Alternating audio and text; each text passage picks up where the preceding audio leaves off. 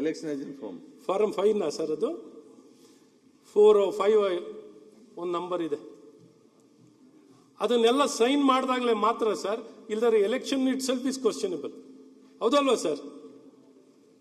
Election can be set aside.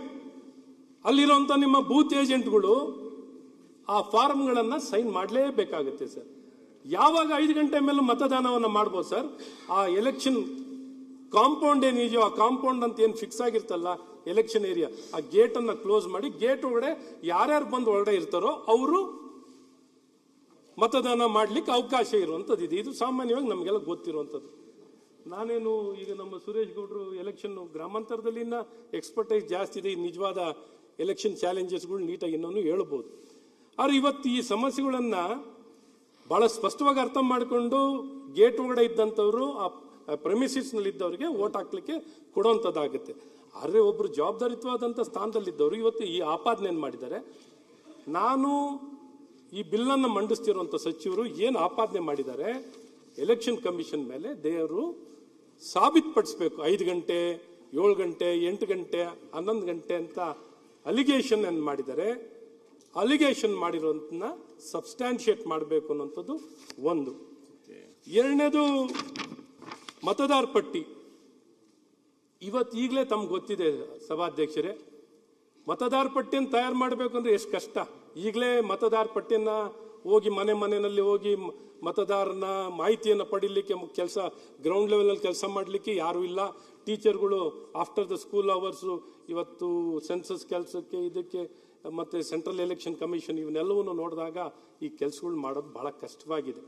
ಹಾಗಾಗಿ ಇದನ್ನು ಕಷ್ಟಕರವಾಗಿ ಈಗಲೇ ಒಂದು ಮತದಾರ ಪಟ್ಟಿಯನ್ನೇ ಇವತ್ತು ಮತದಾರ ಪಟ್ಟಿಯಲ್ಲೂ ಇವರು ಏನು ಬೇಕಾದ್ರೂ ಲೋಪದೋಷಗಳು ಏನಾದ್ರು ಸೇರಿರೋದು, ಬಿಟ್ಟೋಗಿರೋದು, ಇನ್ನೊಂದು ಮತ್ತೊಬ್ಬರು ನೋಡ್ಲಿಕ್ಕೆ ಏನೇ ಪ್ರಶ್ನೆ ಮಾಡ್ಲಿಕ್ಕೆ ಇವತ್ತು ಮತದಾರ ಪಟ್ಟಿಯನ್ನ ಸೆಂಟ್ರಲ್ ಎಲೆಕ್ಷನ್ ಕಮಿಷನ್ ಮತದಾರ ಪಟ್ಟಿಯನ್ನ ಪ್ರಶ್ನೆ ಮಾಡ್ಲಿಕ್ಕೆ ಅವಕಾಶ ಇದೆ. ಇಲ್ಲಿ ಇನ್ನೊಂದು ಸ್ಟೆಪ್ ಮುಂದಕ್ಕೆ ಹೋಗಿ ಏನ್ ಮಾಡಿದಾರೆ ನೋಡಿ ಸಭಾಧ್ಯಕ್ಷರೇ, ಸ್ಟೇಟ್ ಎಲೆಕ್ಷನ್ ಕಮಿಷನ್ ಮತದಾರ ಪಟ್ಟಿ ಈಗ ಸಾಮಾನ್ಯವಾಗಿ ಸೆಂಟ್ರಲ್ ಎಲೆಕ್ಷನ್ ಕಮಿಷನ್ ಮತದಾರ ಪಟ್ಟಿ ಒಂದ್ಸಲಿ ಎಲೆಕ್ಷನ್ ಡಿಕ್ಲೇರ್ ಆಗಿದ್ದ ತಕ್ಷಣ ಅದಾದ್ಮೇಲೆ ಮತದಾರ ಪಟ್ಟಿಯಲ್ಲಿ ಹೆಸರು ಸೇರಿಸಲಿಕ್ಕೆ ಅವಕಾಶ ಇಲ್ಲ ಗೃಹ ಸಚಿವರೇ. ಆದ್ರೆ ಇಲ್ಲಿ ಲಾಸ್ಟ್ ಡೇ ಆಫ್ ನಾಮಿನೇಷನ್ ವರ್ಗು ಹೆಸರು ಸೇರಿಸಲಿಕ್ಕೆ ಅವಕಾಶ ಇದೆ. ಇಲ್ಲಿ ಇವ್ರು ತರ್ತಿರೋದು ಅಂದ್ರೆ ಆ ಮತದಾರ ಪಟ್ಟಿಯಲ್ಲಿ ನೀವು ಲಾಸ್ಟ್ ಡೇ ಆಫ್ ನಾಮಿನೇಷನ್ ಅಲ್ಲಿವರೆಗೂ ಯಾರು ನೋಡ್ಕೊಳ್ತಾರೆ ಸಭಾಧ್ಯಕ್ಷರೇ?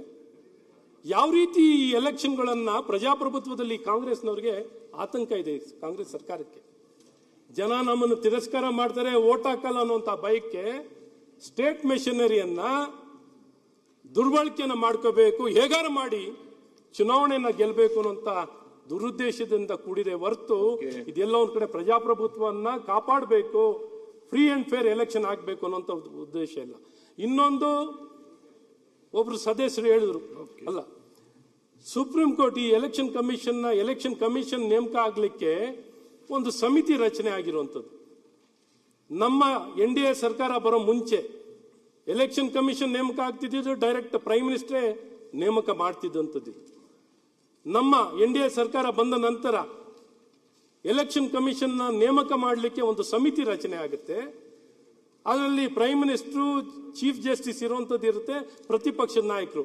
ಆದ್ರೆ ಅದು ಚೀಫ್ ಜಸ್ಟಿಸ್ ಇರುವಂತದ್ದು ಕೋರ್ಟಿನ ಚೀಫ್ ಜಸ್ಟಿಸ್ ಸುಪ್ರೀಂ ಕೋರ್ಟಿನ ಬರೀ ತಾತ್ಕಾಲಿಕವಾಗಿ, ಇದು ಸಂಖ್ಯೆ ಆಧಾರಿತವಾಗಿ ಯಾರ ಪಕ್ಷದ ಎಷ್ಟು ಸಂಖ್ಯೆ ಇದೆಯೋ ಆ ಸಂಖ್ಯೆ ಆಧಾರಿತವಾಗಿ ಸದಸ್ಯರನ್ನ ನೇಮಕ ಮಾಡುವಂಥದ್ದು ಬಹಳ ಸ್ಪಷ್ಟವಾಗಿ ಕಾನೂನಲ್ಲಿ ಇರುವಂತದ್ದಿದೆ.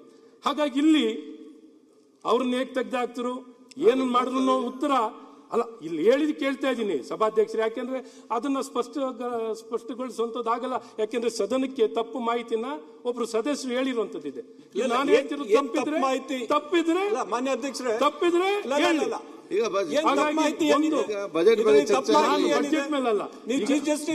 ನಾನು ಅವ್ರು ಮಾತಾಡ್ತಾ ಅರ್ಚನೆ ಮಾಡಲಿಲ್ಲ. ಅವ್ರ ಸರ್ಕಾರದವ್ರು ಇದ್ದಾರೆ, ಉತ್ತರ ಕೊಡ್ಲಿಕ್ಕೆ ಮಂತ್ರಿ ಇದ್ದಾರೆ, ಅವ್ರ ಹೆಸರು ಸಹ ನಾನು ಹೇಳಲಿಲ್ಲ. ಅವ್ರ ಅಷ್ಟು ತಿಳುವಳಿಕೆ ಇಲ್ದವ್ರು ಮಾತಾಡ್ತಿದ್ದಾಗ ನಾನು ಹೇಳಕ್ಕಾಗಲ್ಲ. ಹಾಗಾಗಿ ಎರಡನೇದು ಸಭಾಧ್ಯಕ್ಷ ನಾನು ಹೇಳ್ತಿರೋ ತಪ್ಪಾಗಿದೆ. ಕಾನೂನ ಇಲ್ಲಿ ಮಾತಾಡ್ಲಿ ಈ ಸಬ್ಜೆಕ್ಟ್ ಮಾತಾಡಿ ಸಭಾಧ್ಯಕ್ಷರೇ. ಹಾಗಾಗಿ ಎಲೆಕ್ಷನ್ ಕಮಿಷನ್ ಮೇಲೆ ಈ ರೀತಿ ಅಲ್ಲಸಲ್ಲದ ಆಪಾದನೆಯನ್ನು ಹೇಳೋದು ಸರಿಯಲ್ಲ ಅನ್ನೋಂಥ ನಮ್ಮ ಮಾನ್ಯ ಅಧ್ಯಕ್ಷರೇ. ಎರಡನೇದು ಎಲೆಕ್ಷನ್ ಕಮಿಷನ್